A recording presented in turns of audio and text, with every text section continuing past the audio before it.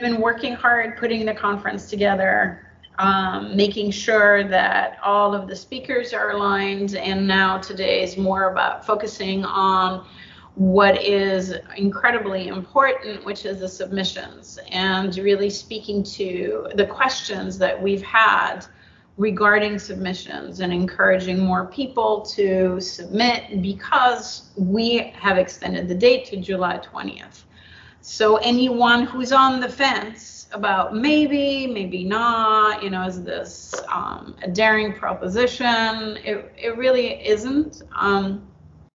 Let me be very clear, it's a lovely way to land in the academic world, and you're supported by a community here. We really are focusing on everyone's success and promoting that success, and that is a part of it. The conference is also a global conference, meaning that we also want to extend outward. So it is a Sofia community. And then on top of that, it is also beyond our direct community. So I want to welcome all of you here who are joining us, and those of you who may be listening to the recording afterwards. We will try to address as many of the questions that we've had up until now through email or concerns or doubts. And then we will move to dive into, again, more of this being a springboard to also encourage all of the Sofia community and really budding academics and well-established academics to go out there and take some of these concepts from the transpersonal and see where do they apply out there. Who else is interested in it? There's so many interesting conferences. There's so much happening at the moment in the world that really invites us as transpersonalists to extend our conversation, discussions, dialogues, and see, what are the solutions for this whole person objective focus that we really have here. And why do I say whole person? By that I really mean all levels of being, right? So from the physical, the sensate, to the emotional, to the heart, and to the intellectual and clear thinking, but also encompassing the realms beyond, right? So this is this idea of transcendence that we really speak to so much and that we dearly love, really. That's probably why most people are engaged in this. Like, there's something more to this. Than having limitations. There is a way to change patterns. What are the ways? How can we extend further? So it's bringing all of this in, and in a global dialogue, so cross-culturally, interculturally, with diversity and inclusion being a main topic here, because it's including everyone. So it's including all cultures, it's including all ways of thinking, it's including neurodiversity, and so these are the things that are really important to us here as co-chairs, committee members. Anything you want to add, Yali? Yeah, well, thank you, Dorote, for such a beautiful introduction. Yeah, hi everybody. So nice to see you here.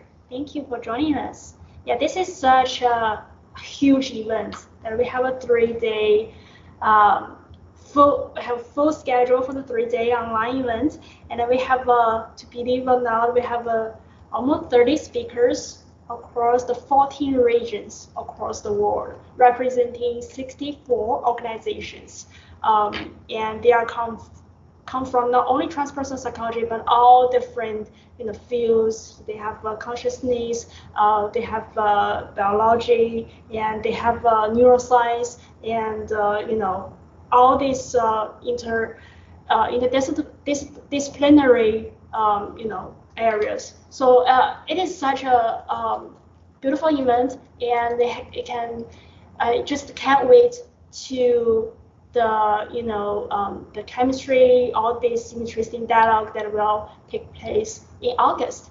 And now we will focus on how we proceed, the submissions. So these Q&A sessions, these live sessions is not only about this global conference on mental health, Sofia conference, but it's about like general guideline, and it can be useful for any other conference submissions. It can be very useful and helpful sessions for your future use. So I appreciate you all that you joining us today. So thank you. Yeah. So So you want the website? Yes. Do you want me to share the screen? Yes. That would be fabulous. I will share the screen. Thank you. I was kind of scrambling on that one, so if you have it. So some of the questions were revolving around, how do I write up my abstract? What are you interested in? What are the topics that you're interested in? One of the easiest ways to address that and to make sure that your abstract falls within the categories is we decided to do 4 very broad categories for themes within the conference. And the reason for that being is because we could very easily lose ourselves totally, because there's just so much to be talked about, right? And that is also one thing when one gets enthusiastic about a topic, you could just dive in. And here are the key themes. So when you look at this and you look at, what is your research? What are your key areas of interest? And can you marry those with some of this? So for me, for example, I love anything to do with immersive learning and the ability to transform through whole person approaches, be it digitally or be it non-digital. So that is my area. And so I could look at this. I think everybody's seeing this, right? The key themes, is that clear? Yeah, okay. So when I look at this, I could decide, that's what my research has been. Oh, how interesting. Okay, what do I want to target with that for this abstract? Right? So no one is asking you to put in either, your whole entire research career, right? So don't think of it that way, or your whole interest. Pick something. So I could go for transpersonal values for growth and transformation, for example. It's like, how does immersive learning contribute to a growth in certain values? Or how do certain values, let's say like gratitude, there's an effectiveness in learning when there's this value, an underlying value of gratitude that is present. And that would be then deeply transpersonal, but it would also, yes, Travis, gratitude, but that would also directly target people who come from outside, right? So who are not transpersonalists, because that research would be very interesting to them. Like one of our participants, he focuses on anxiety and learning impediments through anxiety. Right? So we can have a conversation here with mainstream and say, okay, so, what is it that facilitates whole person learning and minimizes anxiety with gratitude as a value? And so I could come in and say immersive from a neuroscientific perspective means that you're so involved in the material with your whole being that you forget that you're anxious.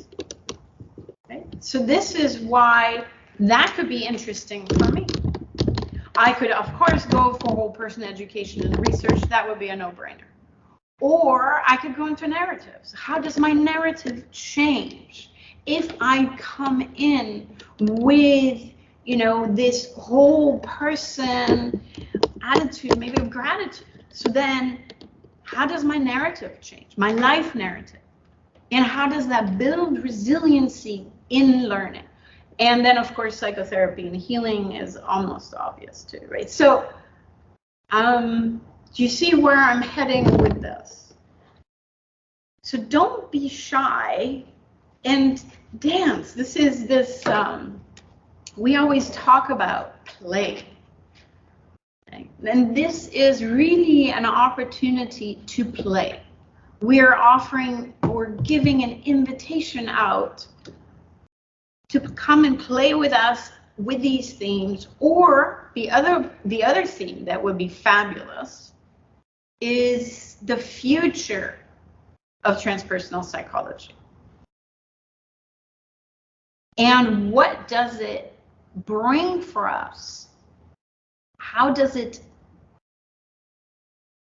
speak to a specific way of addressing mental health, advancing mental health? That's the title, right? So the other title is Enlightened Minds, Compassionate Hearts, and Embodied Wisdom. So you can bring that in. So now you have a little bit more of a way of playing and speaking to that which the conference is addressing. Are there any questions so far? I don't know, I didn't check now on the chat. Oh, you're not seeing anyone besides Travis? Yes, okay, Travis. Let me see. You should be able to see us. Yeah, I'll try this. Can you not see us at all? I think can it's an see you just individual, yeah, How about now? individual view issue. I can see you. You can see us? Okay. So I don't know why it's not showing for everyone. So maybe set your screen settings differently if you're having trouble seeing us in our beautiful background here in Costa Mesa. And of course on the website. Yenny? Yeah. Okay. I think it's good. Okay. Can we go towards the submissions? Sure. Yeah. No, we're not in the judge room. We are in the welcoming space. So right here, so here are the submission guidelines, right? So really feel free to interrupt, and if you have any more questions or if you're hesitating on a submission, you know, once you have targeted your own research area and how it fits into this conversation, then take whatever research results you've had. So if you've written a dissertation or a master's thesis, like take that and really go for a part of it. Or if you feel so inclined and it applies, then go for all of it. But just make sure that, you know, it'll fit in that 250 word abstract. So it has to. And that is your first test, because if it doesn't, then maybe you need to change something. So that will be helpful. So you can opt between an individual paper, a group paper, or a poster presentation. So those are the three options you have here. What is it that you want to do? What calls to you more? So some people have already said they love the poster presentation. Poster presentations are great because they give a clear visual of what's going on. So you don't have to do slides, you don't have to speak a lot, you can just, Sorry, I'll fix it. Go sit down. Okay. Thank you.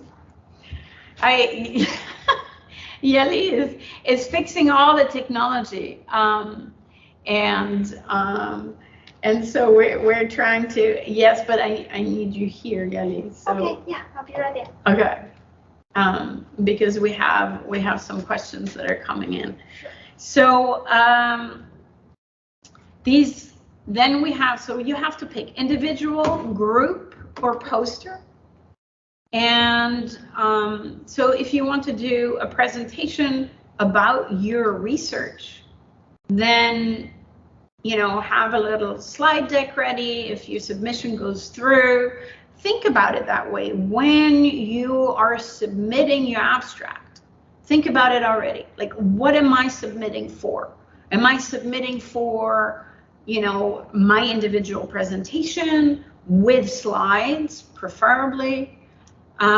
Or do I want to invite a group up? So you have to be prepared to speak about 15 to 30 minutes maximum.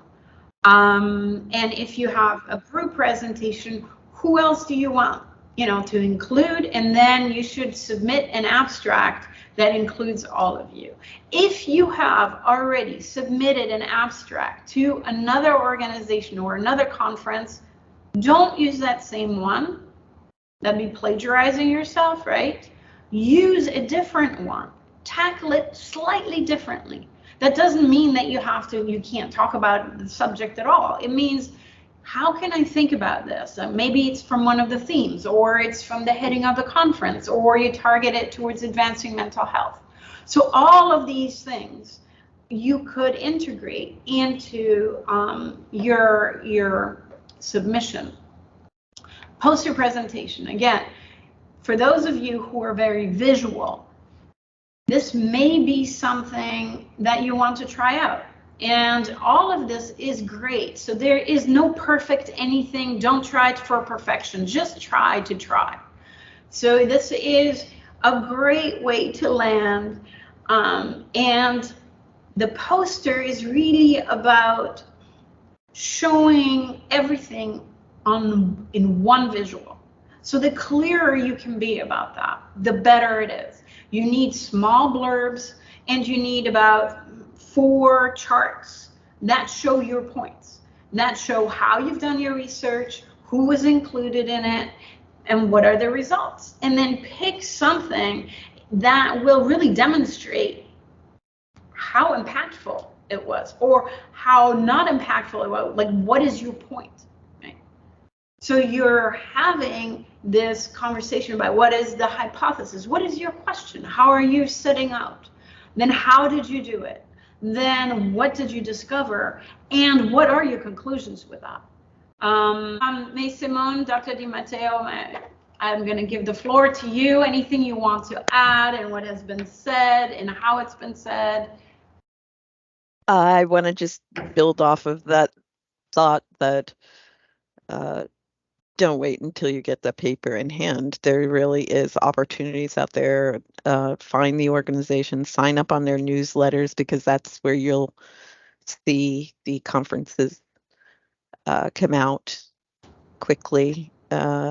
Also, as far as your question about citing yourself, your work, your expertise is in your work now. If you're at that stage of, getting approval of your dissertation, you're in that zone of being an expert. So the more you can use your work to fortify your message, the more you should be citing yourself. So even works that you did building up to your dissertation should be cited as well. That also help along with conferences to build your CV. Great. Thank you both so much. That helps immensely. You're welcome. The Writing Lab for everybody, the Writing Lab's here to support you in this endeavor. If you are struggling with, narrowing your thoughts down to one particular idea to follow through on, to present, let's set up a call. We can talk through it and see if there's, a way I can help you kind of focus in to create a submission. And then on the other side, if you are struggling with, how do I present this piece of information, or do I need to cite this or that, or, on the technical side, The Virtual Writing Lab will help you out too. We're here to support this conference. It's really important to Sophia and the community, and I love the safe space that Dorote and the crew are creating to have for, especially for the students to be able to present, because that is such a scary thing when you're facing your first one. And so this is a great opportunity to do that and play in that space um, to to an audience that's going to support you and going to love you and going to help you grow. And so I really encourage everybody to take an attempt at this. Thank you, Simone. You're welcome. Is there anything else you want? Are there any questions from that perspective from everybody, or is there anything else? I think the maybe one of the things to discuss here as well is, how do you make your choice? I mean, I said, like a poster is a very visual choice in presenting, and it's a one-time thing, right? So you have it behind you, and you can speak to it. So you don't need to switch slides. Right. You don't need to, people are reading through. It's maybe more kind of connective in that way because they're reading it. You're there. You're like, hey, I can see that maybe this may interest you, depending on who it is that is conversing with you. So that is one approach. And then the presentation is more, good to know how to make PowerPoints. What is the main aim? Can I do this? 15 minutes. Remember, it's like 5 minutes per slide, so don't have 20 slides if you have 15 minutes. Right. So for the visuals, like you've got to think, like, how do you reduce it? And if you have a group, how do you want every person to speak? And then again, like say you have the 30 minutes. Now, how many people do you have up there? If you have like 3 people or 4 people, how do you want to divide it up per minute? And how many slides are you going to come in with?